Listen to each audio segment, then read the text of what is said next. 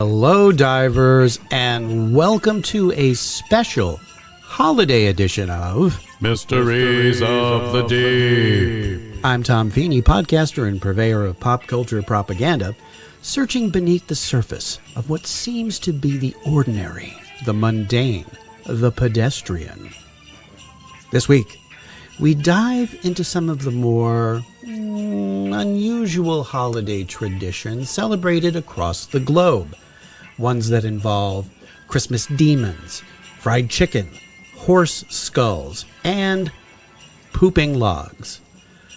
Buckle up. We are going for a merrily messed up sleigh ride.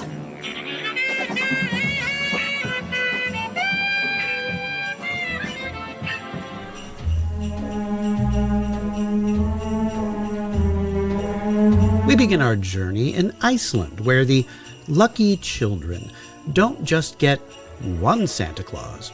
Oh no, they get 13 mischievous trolls known as the Jólasveinar, or Yule Lads, who roam the countryside in the 2 weeks leading up to Christmas. Each lad has a distinct personality, much like Snow White's 7 dwarves. Their interesting names include Doorway Sniffer, Spoon Licker, Sausage Swiper, Candle Stealer, Curd Gobbler, and, perhaps worst of all, Window Peeper. Yeah. Every night, one of these lads visits children who leave their shoes in the window. Good kids wake up to small gifts, while naughty ones receive rotten potatoes. We move from Iceland to Catalonia, which, if you are not familiar, is technically a, quote, autonomous community of Spain, end quote, that embraces not one, but 2 quirky, poop-themed Christmas customs. Yes, you heard me. And I ain't talking about Mr. Hanky the Christmas Poo.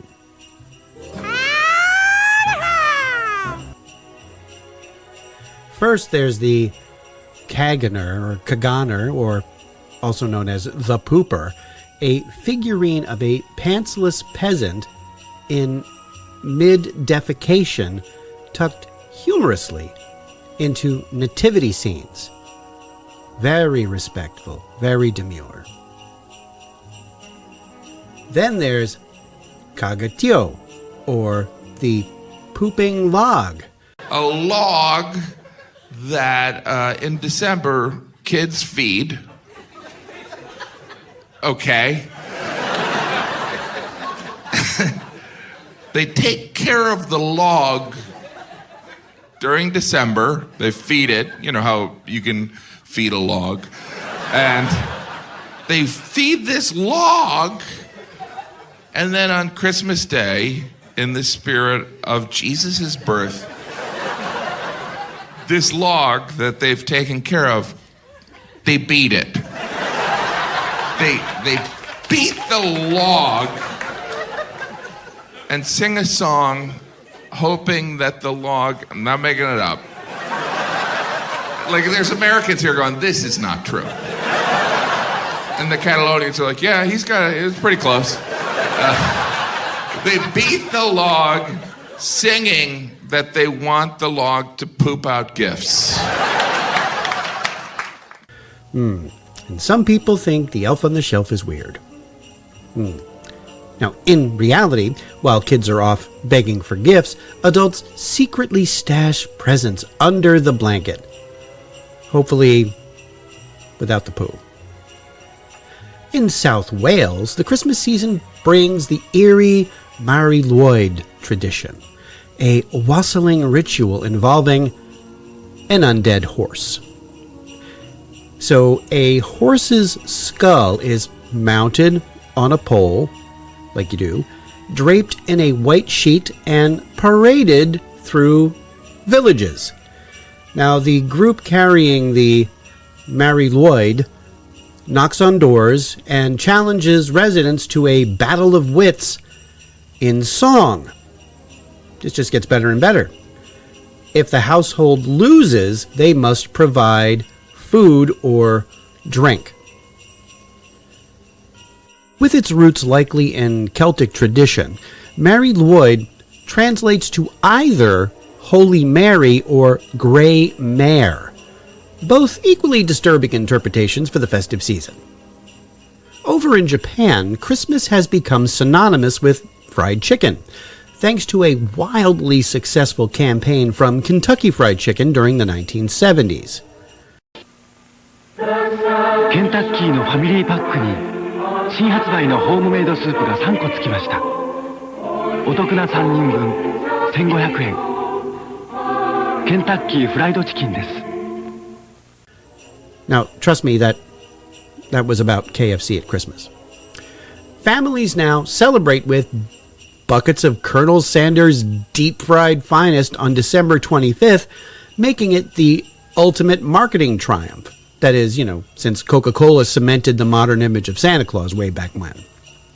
The tradition is so beloved that KFC locations are booked months in advance, with special delivery packages flying off the shelves. In Austria, misbehaving children don't just risk losing their presents, they also face the wrath of Krampus, a terrifying horned creature who acts as St. Nicholas's enforcer. Yeah, enforcer. Now, this half-goat, half-demon prowls the streets with a wicker basket to snatch naughty kids. On December 5th, Krampusnacht, men dressed as Krampus parade through towns wielding sticks and scaring children. Thank you, Austria. Wow. Now, I once had a Krampus in my leg when I was asleep, and I can tell you it is not fun.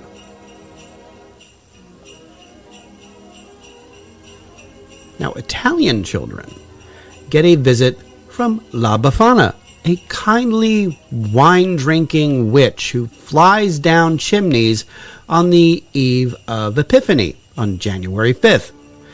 Now, I could regale you with the tale of La Befana, but I found someone who could bring it to life like no one else.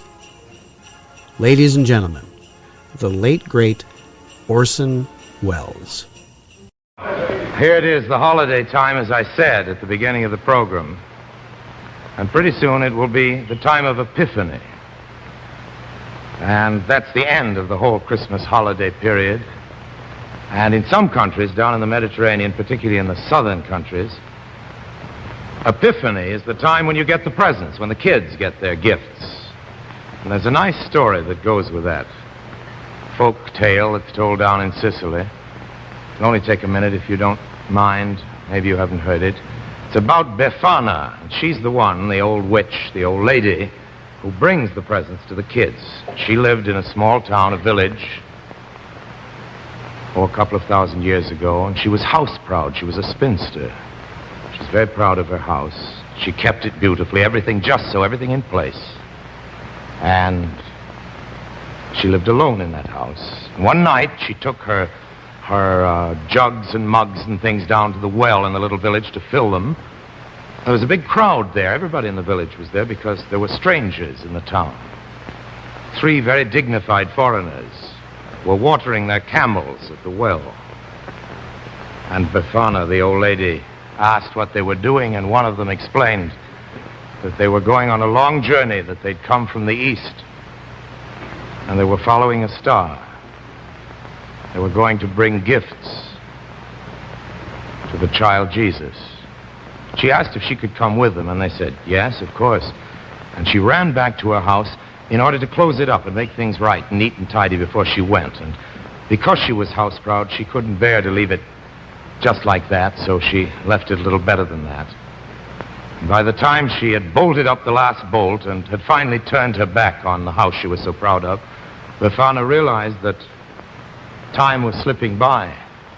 It slipped by quicker than she thought, and when she got to the well, the 3 strangers were gone. She looked up in the sky for the star they'd been following, and she couldn't pick it out. and no one could tell her in what direction the three people had gone.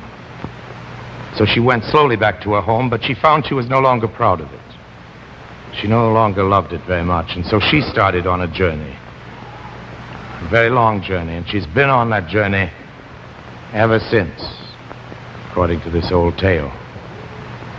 And wherever she goes, everywhere in the world, whenever she meets a child, she gives the child a present, a gift, because she always lives with the hope that someday it will turn out that her gift is for the promised one, whom the three kings were following by the light of the star. That's the story of Epiphany and Befana in particular. And now it is time for me to say goodnight. Ukrainians' Christmas trees shimmer with a unique touch: spider webs. This tradition stems from the legend of the Christmas spider, where a poor widow and her children woke to find their bare tree covered in cobwebs that sunlight transformed into gold and silver. Today, Ukrainians decorate their trees with spider ornaments called pavukchi and artificial webs, which some say inspired the tinsel seen on trees around the world.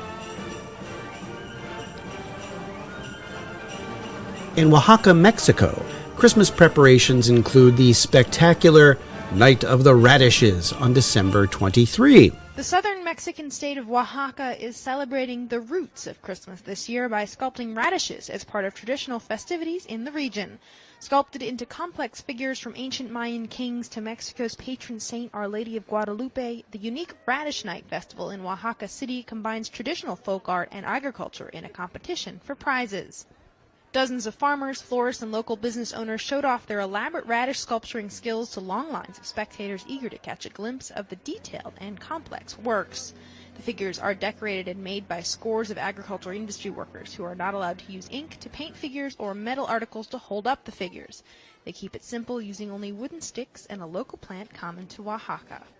With festival competition fierce, each category is judged with first, second, and third places. Prize money ranges from 1,300 pesos, $100 US, to 36,000 pesos, nearly $2,800. This annual event sees participants carving oversized radishes, grown especially for the occasion, into intricate sculptures ranging from nativity scenes to mythical creatures. Thousands gather to admire the short-lived creations before the radishes inevitably wither and rot, making the artistry a fleeting but unforgettable holiday tradition.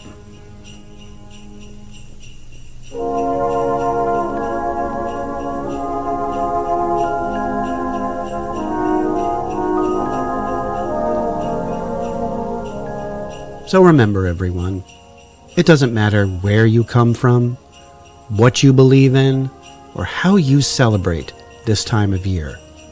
There's always something a lot weirder going on. Happy holidays. Thanks for listening. If this is the first time you've heard this podcast, check out our past episodes, available in almost all podcast providers, and subscribe so you don't miss a single one. And if you like what you hear, write a review. We'd love to know what you think. Or you can drop us a line at our email, thedeepdivepodcast@gmail.com. All clips used in this podcast are meant for educational purposes only, and not to infringe on existing copyrights. Mysteries of the Deep is part of the Deep Dive Podcast family and a production of Automaton Studios.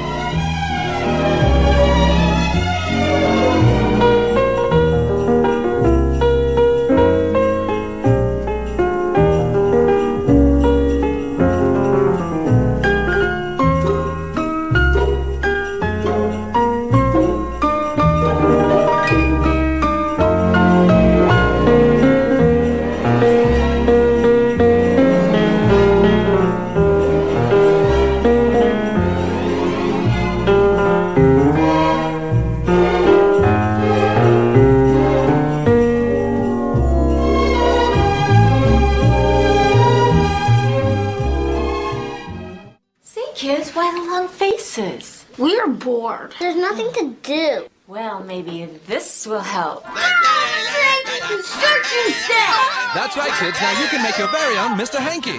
Just use this special fecal fishing net and select your best Mr. Hanky. That one! Then use the handcrafted hanky stand to add whatever eyes, mouths, and hats you want. I made a mariachi, Mr. Hanky.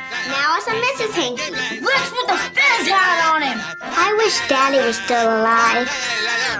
Mr. Hanky playset comes with everything seen here. Hey, where's Mr. Hanky?